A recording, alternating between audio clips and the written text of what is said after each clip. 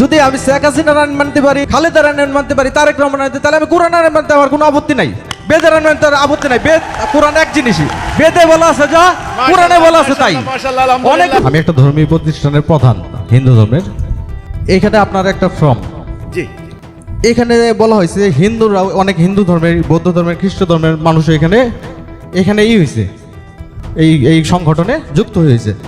আমিও যদি যুক্ত হইতে চাই, আমার প্রশ্নটা হলো এই জায়গায়, সে এখানে বলেছে আল্লাহ ছাড়া।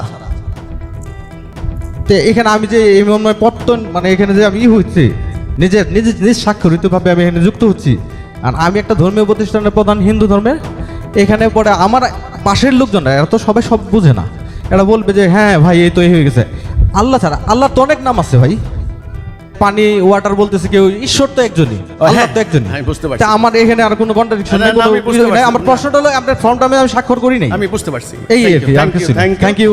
আপনাকে প্রথমে আমি আপনাকে আদাব জানাই, আপনাকে আমি ধন্যবাদ জানাই, আদাব। প্রথম কথা হচ্ছে এটা, আপনি সনাতন ধর্মের একজন মানে দায়িত্বশীল মানুষ, আপনি অবশ্যই জ্ঞানী মানুষ। আমি প্রথমত যেটা বলবো যে কোনো ব্যাপারে যদি আন্ডারস্ট্যান্ডিং ক্লিয়ার না হয়, তাহলে আপনারা আমাদের সাথে আইসেন না, আগে ভালো করে ক্লিয়ার করে নেবেন, 1 নাম্বার। 2 নাম্বার, আপনি এখানে আল্লাহ কথাটাকে বলছেন যে আল্লাহর বিধান। হ্যাঁ, আল্লাহ মানে কি? আমাদের যিনি সৃষ্টিকর্তা, স্রষ্টা। ওকে, স্রষ্টা আমাদের যিনি সৃষ্টি করেছেন। এখন এক সৃষ্টিকর্তা আপনিও বিশ্বাস করেন, আমিও বিশ্বাস করি। ওকে, এমনকি স্বর্গ এবং নরক আপনিও বিশ্বাস করেন, আমিও বিশ্বাস করি। এবং কর্মের ফলাফল, কর্মফল, আপনাদের বেদেও কিন্তু কর্মযোগ বলতে একটা চ্যাপ্টার আছে, কর্মের ফল, সেটা আপনি বিশ্বাস করেন না, আমি বিশ্বাস করি। কিন্তু দেখেন, সমাজে শান্তি আনার যে ব্যাপারটা, যে ন্যায় বিচার, সুবিচার, মানবতা, মানবাধিকার, হ্যাঁ, আপনিও চান, আমিও চাই। এই ক্ষেত্রে আমাদের দুইজনের চাওয়ার মধ্যে কোনো প্রবলেম নাই। কথাটা বুঝছেন কিনা? সুখ, শান্তি, নারীদের অধিকার, আদালতে ন্যায় বিচার, ব্যবসায়ীরা মাপে কম দিবেন না, ঘুষ হবে না, মানুষ দরজা খুলে ঘুমাবে, এটা কিন্তু ধর্মবর্ণ নির্বিশেষে মানুষ মাত্রই এটা প্রাকৃতিক চাহিদা, প্রাকৃতিক ডিমান্ড। আমরা বলেছি আল্লাহ রাব্বুল আলামিন যুগে যুগে যে নবী রাসূলদেরকে পাঠিয়েছেন, সেই নবী রাসূল আসার ধারাবাহিকতায় শেষ নবী হযরত মুহাম্মদ সাল্লাল্লাহু আলাইহি ওয়াসাল্লাম। আপনাদের ভারতবর্ষেও কিন্তু নবী আসছেন, বাট ওনাদের শিক্ষা, ওনাদের আদর্শ অনেক পুরনো।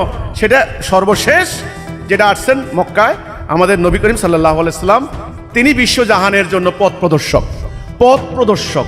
ওকে, হাদি। তিনি যেই বিধানটা নিয়ে এসেছেন, এই বিধানটা কিন্তু দেখবেন বক্রতা মুক্ত, বাড়াবাড়ি মুক্ত, সীমা লঙ্ঘন মুক্ত। হ্যাঁ, জবরদস্তি নাই, এই বিধানে কোনো জবরদস্তি নাই।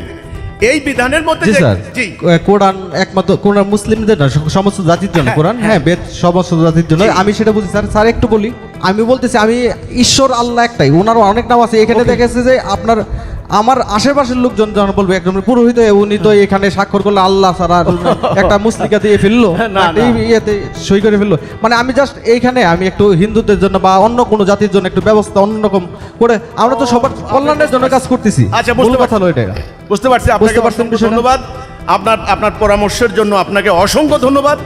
এটাই বড়, আমার এখানে কোনো কন্ট্রাডিকশন না, কোনো ঝামেলা নাই। হেডফোনটাকে আমি সেলুট, সম্মান জানাই, অন্যান্য ভালো কাজ করতেছেন। আসলে কি জানেন, যদি আমি শেখ হাসিনার আইন মানতে পারি, আমি খালেদার আইন মানতে পারি, তারেক রহমান আইন, তাহলে আমি কোরআন আইন মানতে আমার কোনো আপত্তি নাই। বেদের আইন মানতে আপত্তি নাই। বেদ কোরআন এক জিনিসই, বেদে বলা আছে যা, কোরআনে বলা আছে তাই। অনেক বিষয় বেদের মধ্যে পাই দাদা, বুঝতে পারছেন? আমি এখানে কোরআনের সাথে মিল পাই। আমরা পাশ্চাত্যের আইন মানতে পারি, আমরা মানুষের আইন মানতে পারি, কিন্তু আমরা আল্লাহর আইন মানতে অসুবিধা কোথায়?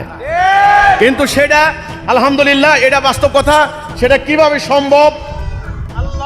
আল্লাহর এই বিধান দ্বারা কিভাবে আধুনিক যুগে অর্থনৈতিক সংকট দূর করা সম্ভব, বিচার বিভাগে বিচার কার্যক্রম করা সম্ভব, সেটার একটা রূপরেখাটা আমি তুলে ধরেছি আমার এই বইতে। এটা আমি আপনাকে অনুরোধ করব, আপনি একটা বই আমি আপনাকে প্রেজেন্ট করব। এই আর উনি যে পরামর্শ দিয়েছেন, এই পরামর্শটা আমরা বিবেচনা করব।